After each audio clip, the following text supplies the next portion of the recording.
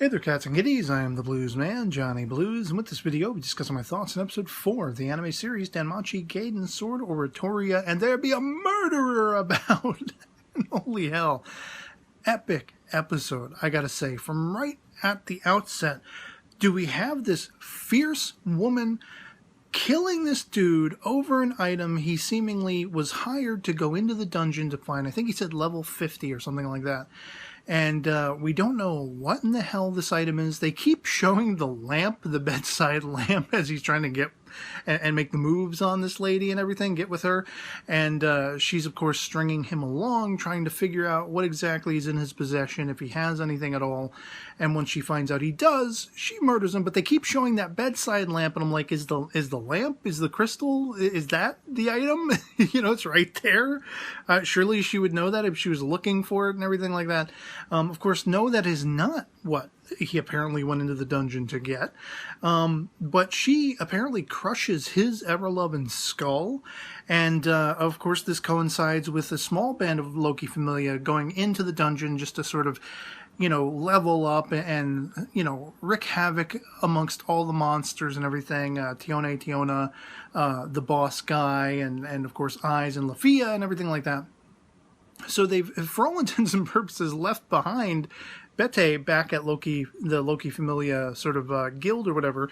And Loki takes this opportunity to go looking down in the dungeons because she's still very much suspicious about those giant plant creatures that attacked them in the previous episode. And understandably so. And of course, I was still lingeringly suspecting Dionysus had something to do with this because we see him holding that crystal. But the absolute, you know, unexpected expert turn in the story in this episode, after they, of course, conduct their search of the sewers, the surrounding sewers, they find more of these plant creatures, but they has to, you know, fight them off and everything. And he even has to, you know, sort of resign himself to the use of magic to take out the final creature, having probably been somewhat worn out, although if he was, he wears it well. You know, he still seemed pretty badass fighting these things and taking them out one after the other. And then, of course, when he and Loki come back topside, they run into Dionysus and Demeter, and sure enough, the scent he picked up in the sewers are their scent, is representative of them. So they were down there as well. This seems to confirm the suspicion that Dionysus was potentially, you know, the benefactor who caused all of this, or who summoned and sent those plant creatures after Eyes and everyone, that Lafia had to level herself up and achieve this greatness of power that she did to quell them with that ice blast and everything. And but lo and behold, do we find out, as the murder is now being investigated by Eyes and Lafia and all of their crew down in the dungeon, whom at first they are actually, you know, suspected as having been involved in. The two boneheads that, you know, the boss guy knows one of them. They're like, well, it must have been a well-endowed woman. We didn't get a clear, you know, shot of her face. She was wearing a hood and everything like that. But then they're looking at all the women that are part of Loki Familia, part of this group, Eyes and Tiona and all this stuff. Like, oh, it couldn't have been Tiona. She's not well endowed enough. It must have been one of the other bitches, you know. And then, of course, they come to realize their error soon thereafter, with the women getting all up in their faces like, what the hell is wrong with you? We just got here. We're trying to help. And then they plan on strip searching all of the women in the entire area, because whomever did this must still be around. They didn't find what they were looking for, this rare item, whatever it may be. And so as I say, you know, you have Loki and Bete talking to Dionysus. They're in sort of this tavern. And I love the shots of the tavern. Like when they're talking, there are a couple sort of above shots that are tilted at an angle. And it reminds me of any time you're playing especially a classic RPG, and you're hanging out, your characters are hanging out with others, you know, and you have a scene just like that, from above, sort of tilted at an angle, and the surrounding, you know, you just see what's confined to that room. Again, harkened back to classic RPG themology in the way they are designed and the way scenes play out. But this is wherein you find that Dionysus was actually not the criminal party, not the guilty party, not the summoner of this, you know, band of plant creatures. Rather, did he suffer? Did his familia suffer a couple of his members, his children, air quotes, being murdered as well? And he's actually investigating it. That's why he was down in the dungeons. That's why Bete got the scent of his having been there and recognized it when they found them topside. He has 2 of those crystals. One was found at the murder scene, I believe he said, of his children, of his familia. And the other was one that he picked up in the aftermath of Eyes and Lafia unleashing havoc on these giant plant creatures. So he knows that whomever is behind all of this, it's the same person. The same person who killed his familia members is the same person or benefactor who sent these plant creatures after Eyes and Lafia and such like that. And, of course, it's his speculation. Now, whereas Loki's like, well, who could have been, the one to do all of this? I mean, it coincided with Monsterphilia. Ganesha is the one who began Monsterphilia, or at least opened it up. But where did it actually go back to? Uranus, the character we saw in the first episode of this series, this guy that I said, he could be the grand antagonist, but what exactly is going on with him? Who is he? Have we seen him before? What's he up to? Not entirely sure, but I do not believe Uranus was the woman who killed the guy at the start of the episode, even if she might be working in tandem with him or as an offshoot of him. Showing the strength that she had as we continue with the investigations of Eyes and everyone in the town where the murder occurred. This is a level 4 adventurer, somebody not easily killable, at least by female kind in the realm that this is taking place in.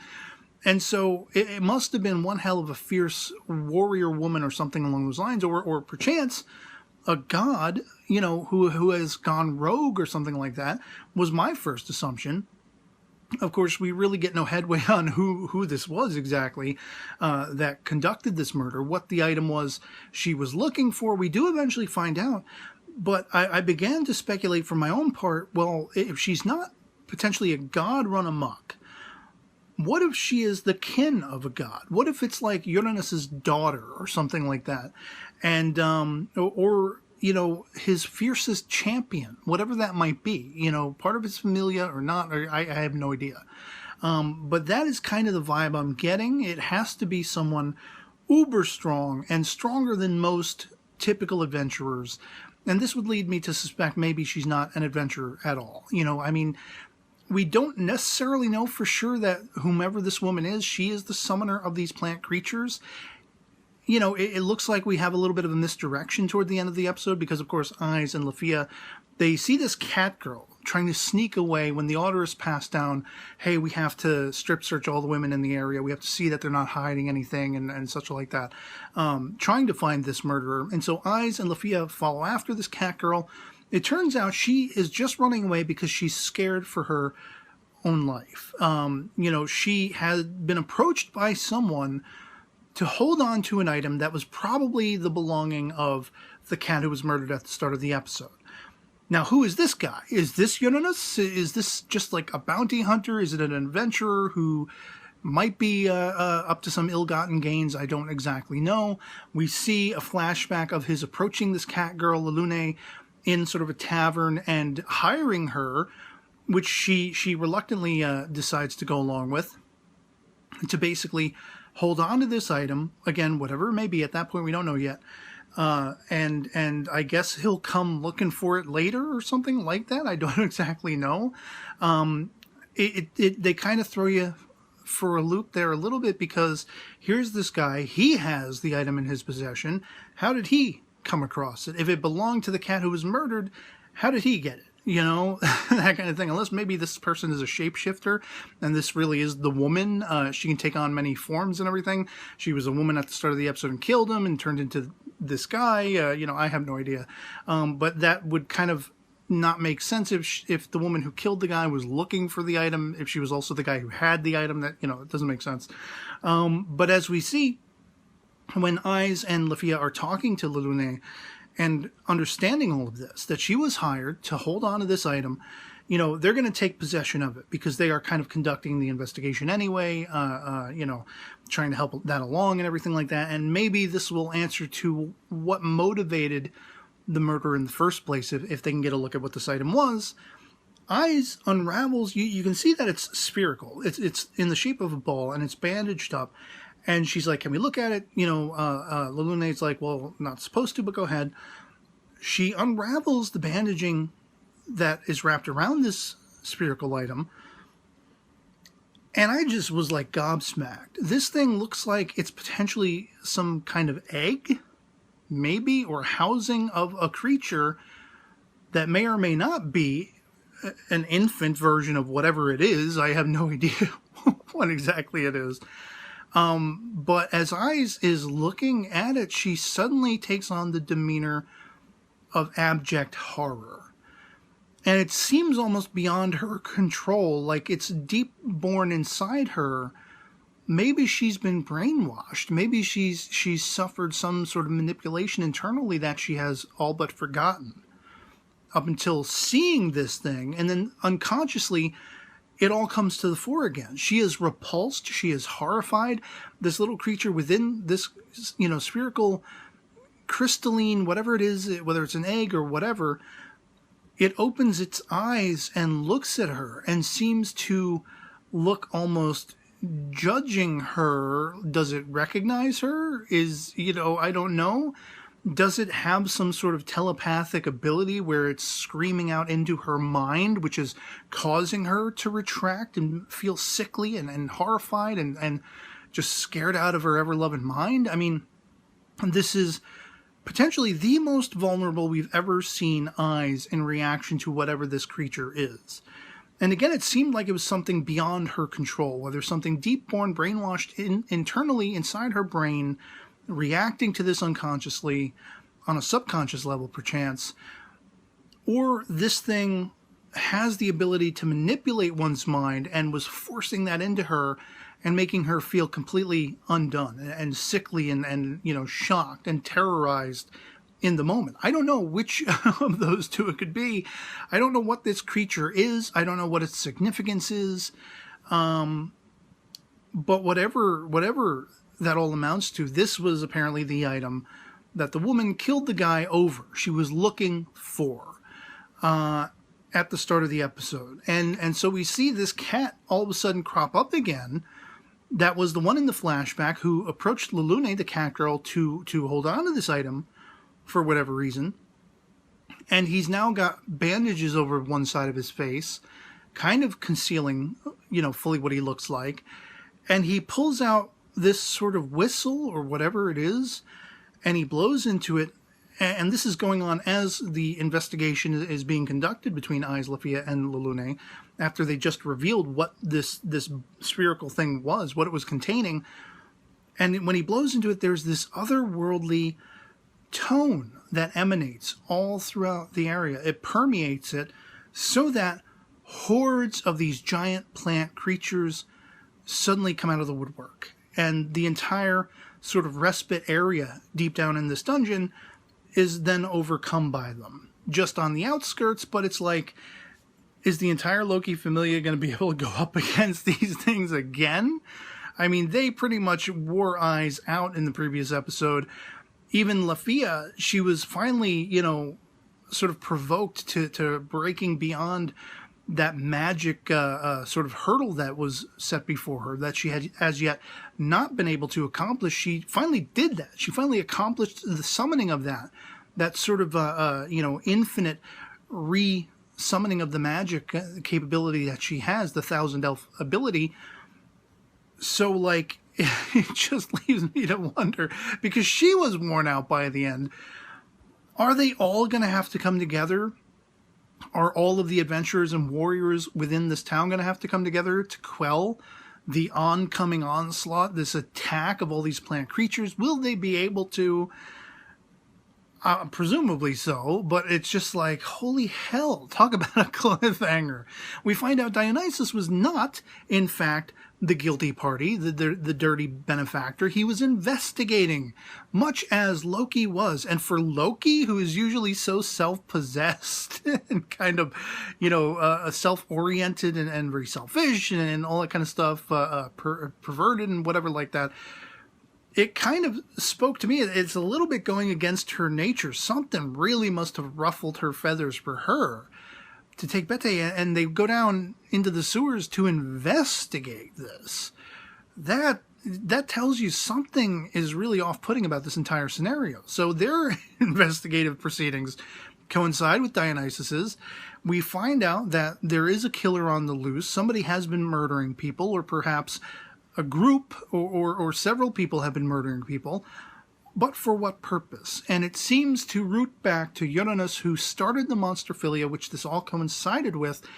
So it's adding that much more depth and revelation and realization to what transpired in Season 1 of DanMachi, where you didn't get any hint of any of this. There's so much more depth and crazy stuff going on, and this is what I was the most excited for, getting into DanMachi Gaiden Sword Oratoria. You know, following on with a spin-off series that was taking place coinciding with all the events of the first season, as I've talked about before, but now there's so much more we never saw. There's such a deeper, more engaging, strain of events that are mind-boggling and gobsmacking and so uber compelling. I am so stoked. I am so excited to put those puzzle pieces together and see who is doing what and why, how this is all transpiring, what the motivations are. The mystery is afoot. As Sherlock Holmes once said, the game is afoot. And hell yes. I'm just so stoked. Enjoyed the hell out of this episode. Enjoyed all of those revelations, the twists and turns, the murder that started it all. It's murder that began this mystery game, this grand chase. And it's intriguing to me that we have Uranus, we have this guy who employed Lulune, the cat girl, to hold on to this item that belonged to the guy who was murdered by this woman. Whom are these parties?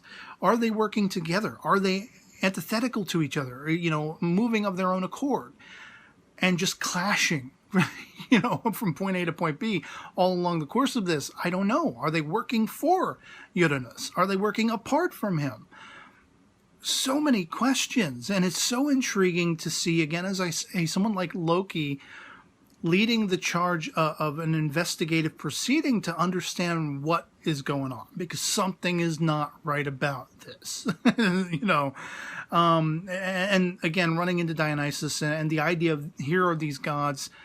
It's kind of awesome to see them coming together in a sense and pooling their resources, pooling their information, and realizing something much bigger, much grander is in the works. And Eyes is all kinds of badass. We already know that. We had an entire season on again, off again to see her being a badass. This season as well, we see a little bit more of a vulnerable side of her, and that was unexpected, but it makes her more realistic and more human. That's one of the things I champion about Bel Cranel in the first season. Every now and then he would fail, and his successes were well earned. He really, truly trained and fought to reach every echelon that he did. And so to see Eyes much more relegated to, she is not completely untouchable. She is not invincible. She is not beyond the realm OP. While she is a badass, most certainly, she still holds that certificate of authenticity, of badassery, but she's not perfect. And similarly with Lafia, who is the sort of Bel Cranel, as I've postulated in this particular season, being someone who has to reach beyond and has to grow beyond those limitations for herself. And now coinciding with a just gobsmacking, twisty-turny murder mystery, the seeking of these magical, rare possessions. What is the motivation? What is the impetus? What is the driving force? Are these all individuals working for their own accord? Are they all working in tandem with each other? Are only offshoots working with each other, going against Uranus and everything like that? It's awesome. It's spectacular. So, of course, with the cliffhanger ending, I am going to be waiting with bated breath for the next episode to see where this all goes. I'd love to hear from you guys in the comments below what you thought of episode 4 of DanMachi Gaiden Sword Oratoria. If you've seen it as well, if you were as gobsmacked and excited as I was, that here is so much more going on that we might have least suspected, or at least anyone like myself who has not read the source material would not know all of this stuff was coming. I'm stoked beyond reproach. But even if you were familiar, without posting any spoilers, let me know in the comments below if you think the adaptation is working out, you know, successfully, if anything was rearranged or left out, if you think it's just doing the best job it possibly can in that adaptation. And yeah, love it or hate it, anything goes in the comments below. As always, just love having that conversation. Otherwise, that'll be pretty much it for me on this. Hope this video finds you well. I'll catch you all later. Peace.